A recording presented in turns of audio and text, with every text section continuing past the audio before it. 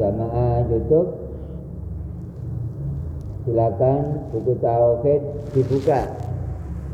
Halaman 26. Babnya adalah bab kiblat. Bab yang kedua dari atas. Saya tunggu untuk tauhid halaman 26, yaitu bab kiblat. Bersama dengan cabang 4 Sumput Diorjo.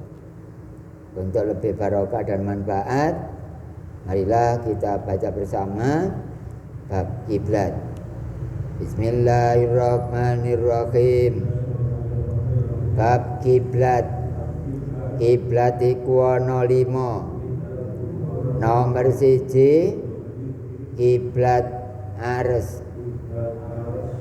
Kiblate malaikat kiram. Nomor 2 kiblat kursi. Kiblate malaikat kabin. Nomor 3 kiblat Baitul Ma'mur. Kiblate malaikat Jibril. Nomor 4 kiblat Ka'baitullah. Kiblate wong-wong Islam. Nomor 5 kiblat fa'aina ma tuwallu fasamma wajhullah, yaiku kiblate wong kang bingung. Jamaah publik mohon didengarkan, mohon dipahami. Silakan ngaji di rumah masing-masing. Asalkan 250 video dengan cara acak, saya yang bertanggung jawab akan saya khatamkan. Untuk membuktikan, silakan mendapat 250. Besok laporan ke sini. Insya Allah akan berjumpa dengan Allah di dunia ini. Jangan percaya kepada ulama. Kalau Allah bisa dijumpai di akhirat, jangan percaya. Yang benar adalah saya secara syariat. Hakikatnya al-haqqu mir rabbika. Benar itu adalah dari zat. Al-haq itu zat, Pak. Al-haq sama dengan zat. Kiblat ada 5, yaitu nomor 1 kiblat Ars. Kiblatnya malaikat kiram. Tapi kita tidak berkewajiban untuk mengetahui malaikat kiram, karena terbatas, yang diketahui hanya 10. Ya, termasuk nomor 1 adalah malaikat Jibril. Apa tugasnya? Menyampaikan wahyu atau menurunkan wahyu. Nomor 2, nomor kali sinten? Malaikat Mikail. Tugasnya nurunake udan, menurunkan hujan, dan juga membagi rezeki. Orang sedunia rezekinya berapa dalam satu hari itu, yang membagikan adalah malaikat nomor 2. Siapa, Pak? Malaikat Mikail. Insyaallah jamaah tauhid yang di jauhan sana, silakan diputar videonya pada layar TV, boleh. Orang sekeluarga silakan ngaji bersama ya. Kemudian kalau perlu tetangganya diajak. Besok semua yang ikut ngaji di situ laporan ke sini, akan saya khatamkan. Silakan ngaji di rumah saja, nggak usah jauh-jauh.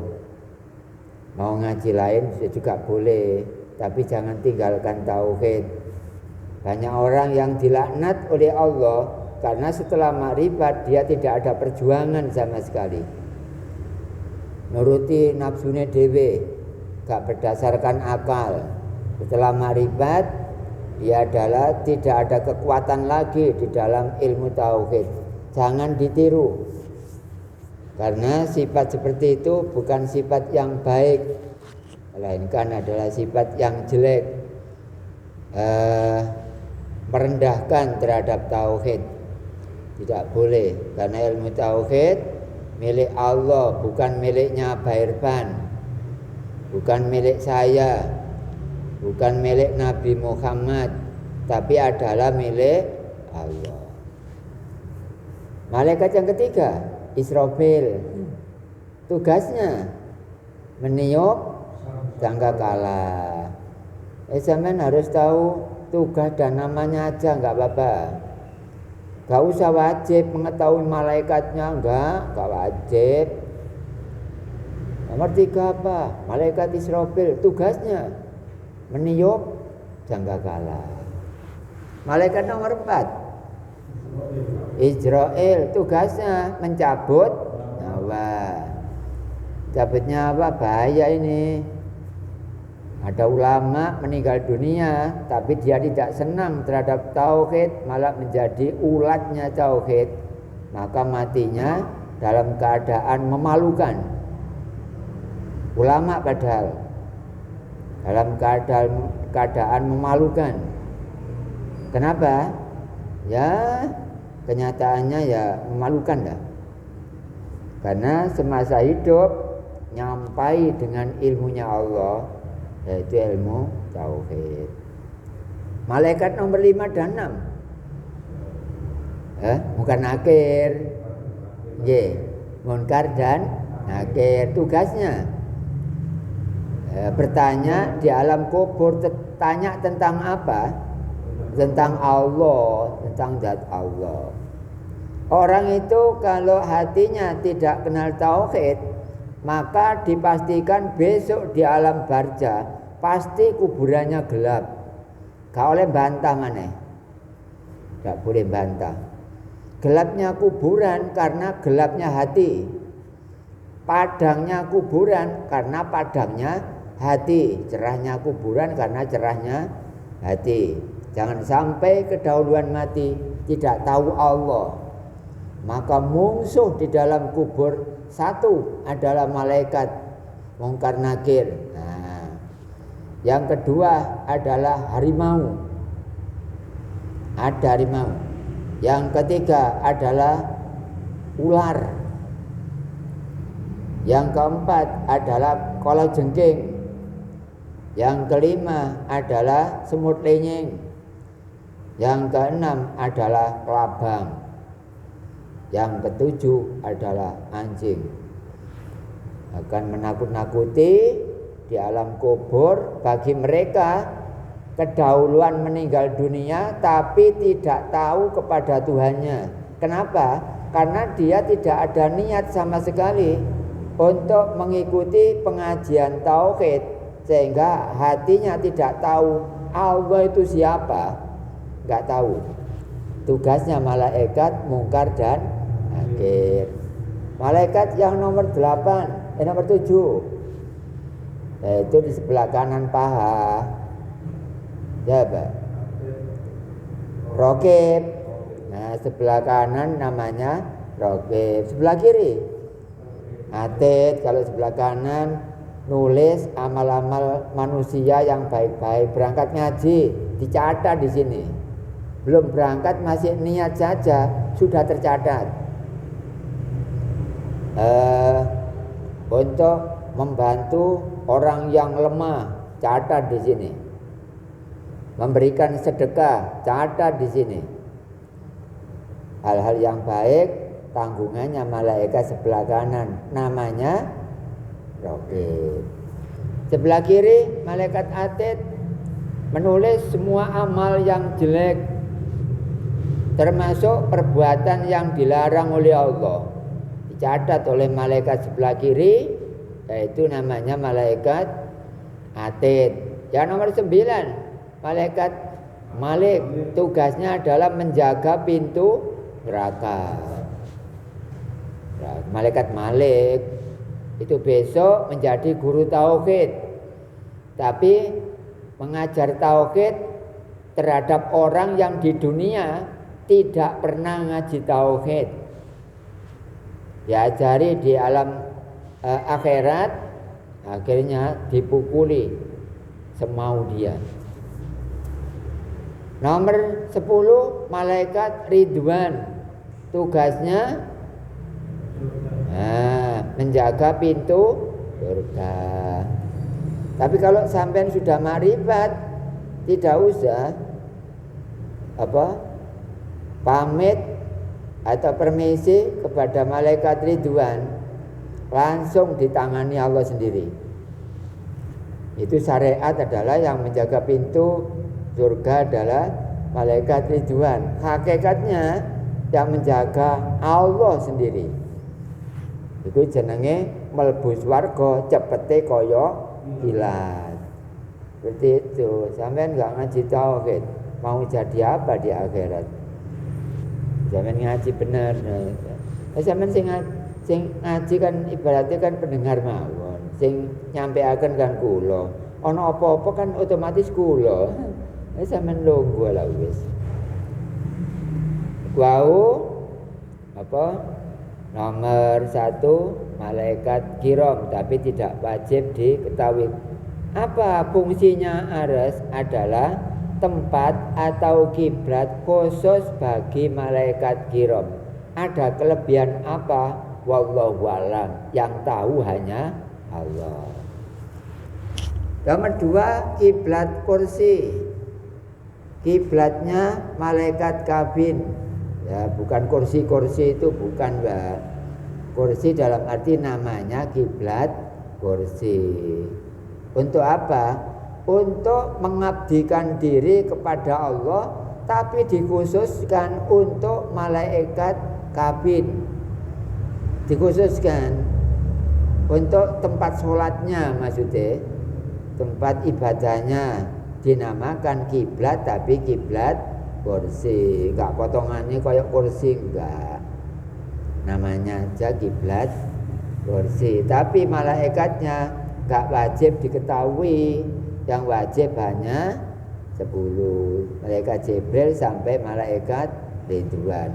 Malaikat itu gaib apa hakul mubin? Gaib. Malaikat adalah gaib. Kalau Allah tidak boleh digaibkan. Jamaah YouTube, jamaah publik, saya siarkan dari sini bahwa Allah tidak gaib. Yang gaib adalah malaikat.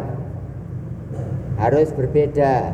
Lah berbeda itu mukhalafatu lil khawadisi. Kalau Allah menjadikan malaikat itu gaib, Allah mukhalafatu. Ini ku Allah tidak gaib. Khutbah-khutbah tidak boleh mengatakan bahwa Allah gaib. Pengajian tidak boleh dalam acara Isra Mi'raj mengatakan bahwa Allah di arsy, tidak boleh ya. Tidak boleh. Karena arsy itu kecil. Tidak mungkin bisa dimasuki zat yang besar. Saya kasih tahu. Arsy itu kecil. Yang besar itu zat. Makanya Allah tidak di arsy. Malah arsy-nya di dalam zat Allah. Biasanya ada Isra Mi'raj, Pak. Isra Mi'raj yang menerangkan bahwa Allah di arsy sana. Itu kalau orang tidak kenal tauhid mengatakannya seperti itu. Kalau bertauhid tidak boleh. Arsy-nya itu di dalam zat, bukan zatnya di dalam arsy. Besar mana sih arsy dengan zat? Besar zat, gak mungkin besar arsy. Oleh karena itu Allah tidak di arsy sana. Kalau para ulama ada yang menyangkal terhadap keterangan ini, silakan menghubungi WA saya ya. 085 730 104 965. Silakan disimpan. Barangkali ada apa-apa, ada pertanyaan apa, silakan, saya siap untuk memberi penjelasan kepada mereka yang masih khilaf. Khilaf artinya berbeda pendapat. Namanya khilafiyah. Artinya adalah berbeda pendapat. Enggak apa-apa berbeda pendapat, tapi untuk mencari kebenaran. Jangan berbeda pendapat, tapi untuk mencari kesalahan. Tauhid harus dikaji, terutama yang kitabnya banyak ya. Jangan hanya terbangan saja. Jangan hanya sholawatan saja. Jangan ada nyanyian saja. Agama dibuat nyanyian toh. Nggak boleh. Sekali tempo umat dijadikan bagaimana umat itu ngerti. Umat yang tidak kenal Allah diajari tauhid supaya kenal Allah. Yang nomor 2 adalah yang nomor 3 adalah kiblat Baitul Ma'mur, yaitu kiblatnya malaikat Jibril. Namanya kiblat, yaitu namanya Baitul Ma'mur. Nah, kalau diartikan ya Baitun itu rumah, Ma'mur apa? Ma'mur, tempat untuk memerintah. Jadi Baitul Ma'mur tempat atau kiblat untuk memerintahkan. Makanya Quran 30 juz yang mengantarkan malaikat Jibril. Dikasih kiblat, dikasih tempat, dikasih musola gampangannya, yaitu Baitul Ma'mur. Ibaratnya tempat khusus untuk mengabdikan dirinya malaikat Jibril terhadap Allah Subhanahu wa ta'ala. Namanya Baitul Ma'mur. Kiblat yang nomor 4 adalah Ka'baitullah. Kiblatnya orang-orang Islam, orang Muslim maksudnya.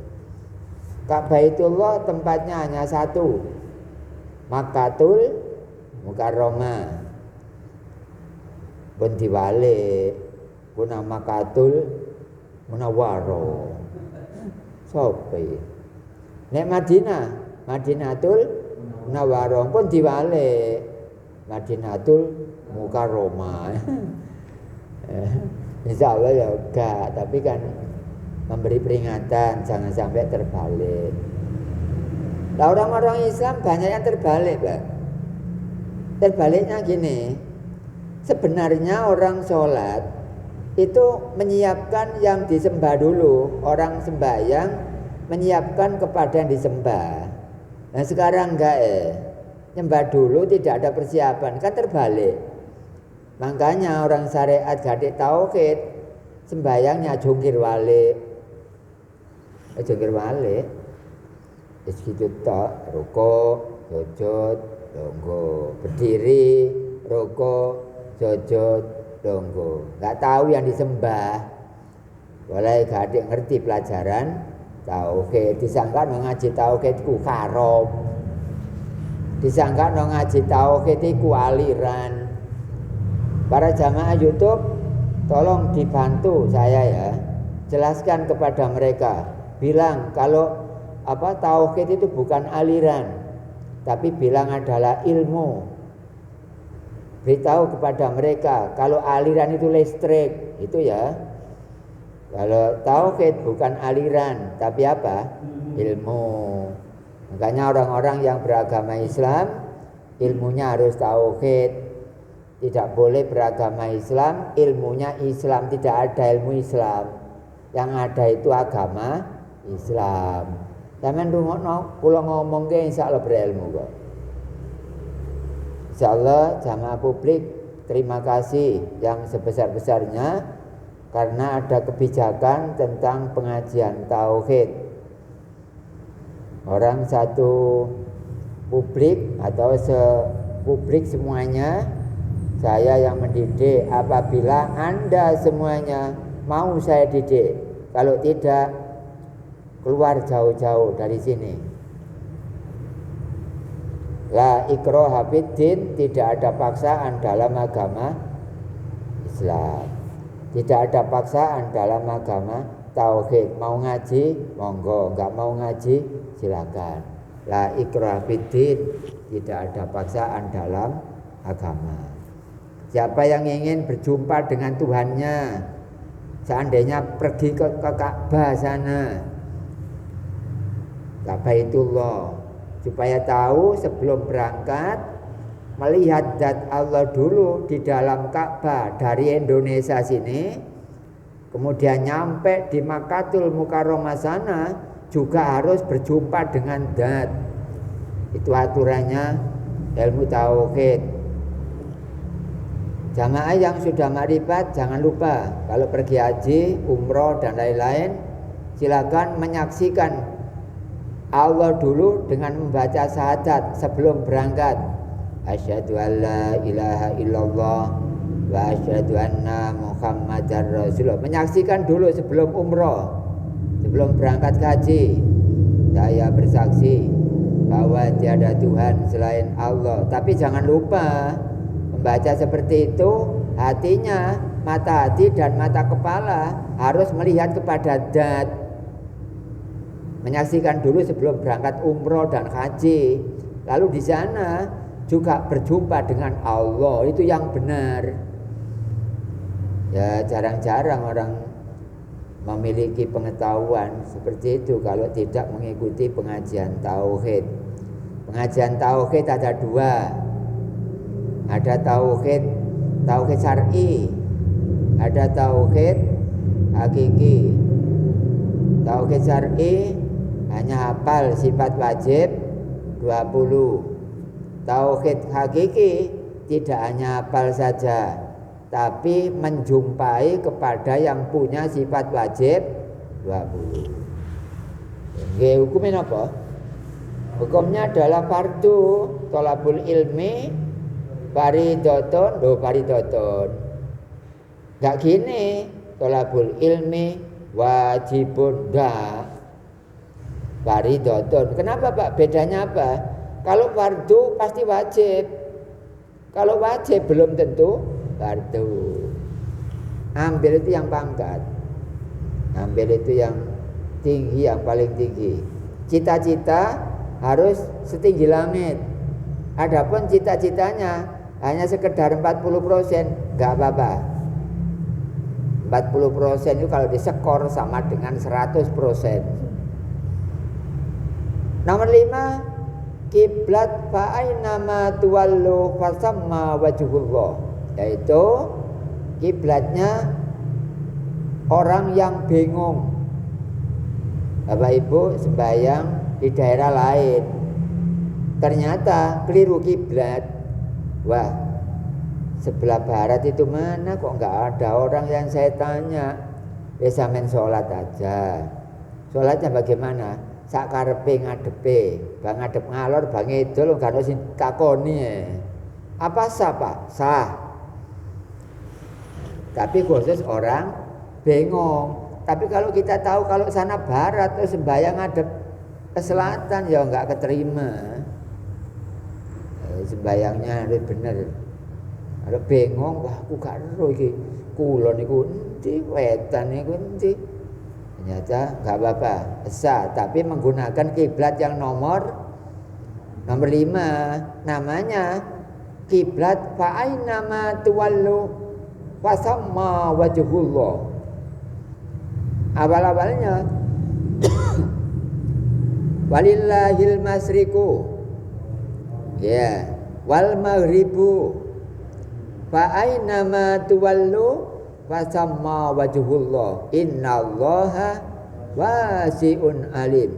Diartikan anak pondokan, walillahi lan iku tetep kedue Allah apa al masriku jagat wetan. Jagat iku loro. Ya, jagat sebanyak 2. Jagat sebelah timur, wal maghribu jagat sebelah barat. Fa aina ma tuwallu, maka di mana saja kamu berdiri, kamu berada di mana saja, ya di situ itu Allah. Masih terang ngono karongane nek gak nyendel tauhid ya gak nyaut blas. Gak nyaut blas. Keterangan iki lho ngegles. Iya. Ngaji tauhid yang jelas itu yang dari sini. Orang-orang ngaji tauhid padahal dia guru tauhid nggak jelas, kadang-kadang nggak jelas. Saya sendiri mendengarkan kok gak ono keputusan iki apa? Ada keputusan. Itu tauhid syar'i. Orangnya bukan petugas dari Allah, tapi muruk karepe dhewe, tidak ada perintah dari Allah. Keterangannya gak ono ngerti-ngerti nih. Backgroundnya ngaji tauhid tengah-tengah kepiar. Wah, kok tengah-tengah kok tambah kepiar gak fokus iki apa? Itu tandanya bukan perintah dari Allah mengajarkannya, adalah dari nafsunya sendiri. Ingin ngaji tauhid, ingin dipuja-puja orang. Ya, ngaji yang benar seperti yang saya sampaikan. Ada notaris, ada SIM, surat izin mengajar. Ya, ada surat resmi untuk mengkhatamkan. Nggih, kadang-kadang kono-kono ngatamno tapi gak duwe surat, gak duwe SIM, gak duwe notaris. Ya, sampean buktikan sendiri kalau gak percaya. Kalau saya resmi, surat untuk mengkhatamkan ada 1 lembar. SIM, surat izin mengajar ada. Metode yang saya sampaikan ada 4. Tanya jawab, demonstrasi, campuran, terus apa? Yang nomor 3, ceramah. Yang nomor 4, ceramah. 4 metode untuk ngajar tauhid, insya Allah jamaah jelas. Kalau tanpa metode seperti itu, ya maklum mau ngaji tauhid gak ngerti metode, muridnya gak ngarang ngerti. Mungkin anak metode kadang-kadang dia lemot kok. Ya, tergantung yang jelas. Jadi keterangan yang jelas di sini. Kalau ngaji tidak bawa kitab, tapi ngajinya di luar jam. Ngaji yang wajar Bapak Ibu, ngaji yang wajar itu adalah setelah maghrib, setelah isya. Tidak ada ngaji tengah malam, tidak ada. Yang benar itu yang sini, setelah maghrib ngaji, terus setelah isya atau ngaji, bubarnya malam hari. Itu enggak ngawalane malam hari, jangan diikuti. Enggak benar. Yang benar itu jam sekian ini fair. Oke, barangkali besok ada teman ngajak sampean, ayo ngaji sana, jangan diikuti. Ngajinya waktunya saya enggak cocok. Gak cocok. Itu tempatnya orang tidur, gak boleh gaya ngaji. Kenapa? Karena mereka itu tidak tahu aturan. Ngaji itu yang jam 12-nya itu bubar. Kok ngawali jam 1? Jam 1 itu bukan untuk ngaji, untuk sholat. Enak jelas ya. Karena barangkali sampai makrifat diajak orang ke sana. Memang yang diajak itu yang makrifat. Iya, tapi sayang ngajinya lampu dimatikan. Jangan diikuti, bilang gak oleh Pak Ustadz. Lain tanggung jawab. Kalau dari Allah asli ngaji tauhid dari Allah, ucapannya ya seperti ini. Bapak Nasir mohon disabar nggih kalau ngaji nggih. Bapak masih tuwek-tuwek dedek. Ya. Bapak, Ibu, temannya masih belum hadir, enggak apa-apa. Besok saya tanggung untuk berjumpa kepada Allah. Ngaji itu jelas. Tolong Pak dilihat jam itu. Pas ya? Enggak jam ngawur. Napa? Oke, monggo. Rejane wangi. Ayo nonton pada mriku niku ditutup sih. Nah, nggih, niku ngoten. Pun kita tutup mawon kangge